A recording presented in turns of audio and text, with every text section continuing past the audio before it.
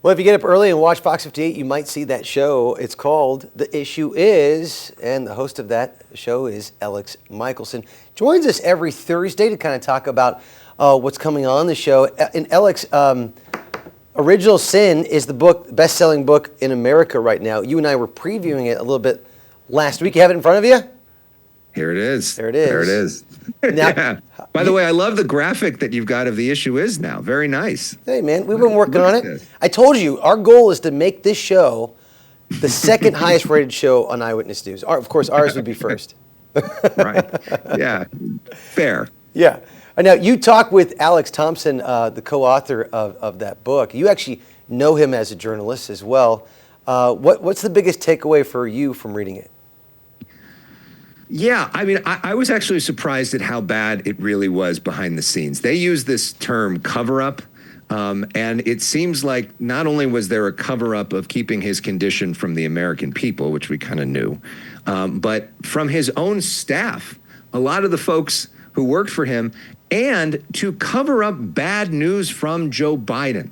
The idea that he was not allowed to talk to his own pollsters, that there was this small group of people that basically controlled all information flow to him, so he didn't realize how bad it really was. That there is Alex Thompson, who at the time was calling out a lot of this stuff, and a lot of folks in the mainstream media kind of called him out. The Biden team didn't like him for doing it. But after the election, when everybody was so angry at Joe Biden, all these people basically opened up about what was really happening behind the scenes. And you see a president who not only had no business running for re-election, but probably had challenges being president. And it's kind of crazy to think that they were trying to keep him in that office till he was 86. Especially now that we were finding out that he had likely cancer, even before he ran for president. And they didn't test for that. They also didn't do cognitive tests on him. His doctor said, well, you know, we see him with his cognitive test of being president, but the other presidents had all had cognitive tests. And so part of the reason you may not test is because you don't want to know the results of that test.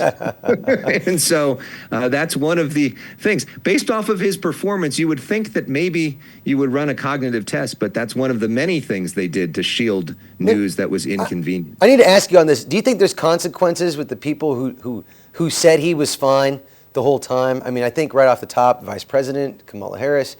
But I mean, there is so many people that said, no, he's completely fine. He's at the best of his capability. Are there consequences for those people?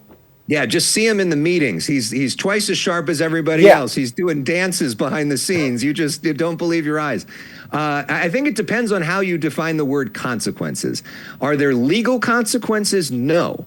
And part of what the book argues is that there is no requirement for presidents to disclose their health at all. Wow. There's nothing written. There's no law about it. The authors say that there should be basically a law where the president's doctor should have to submit a report under penalty of perjury so that we know the president's condition.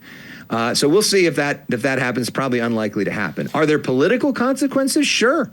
I think for people that are especially close to the president, including the vice president, who have this long history of stuff saying how great he was doing, I think that could hurt them. I mean, especially hurt Kamala Harris if she decides to run for president, not for governor. That would really, really be an issue for her. It may be a minor issue if she runs for governor. We saw last week on our show, Antonio Villaraigosa, who's running for governor, trying to make that an issue in a campaign here. Whether that sticks in a largely Democratic state, and that is, voting a year and a half from now, we'll see. This story is not going to go anywhere anytime soon, I really believe. Now, this is going to be on this Monday's show. Is going to air right here on Fox 58 at 4 a.m. But don't worry, everybody's watching it. Everybody's getting up early to check it out. Alex, we're out of time because we have another interview coming up. But I do want people to follow you. Where else can they go? Where are they going to follow the issue is? On the YouTube page, youtube.com/Alex Michaelson. We're in podcast form. Just search for The Issue Is wherever you stream. You can go to our website, theissueisshow.com. And follow me on social media at Elex Michaelson. It's Alex with an E. I have, and it's a great follow. Everybody better do it. Alex, man, always love having you on the show, and keep doing good work, my friend. Thanks so much, Aaron. Have a good one. All right.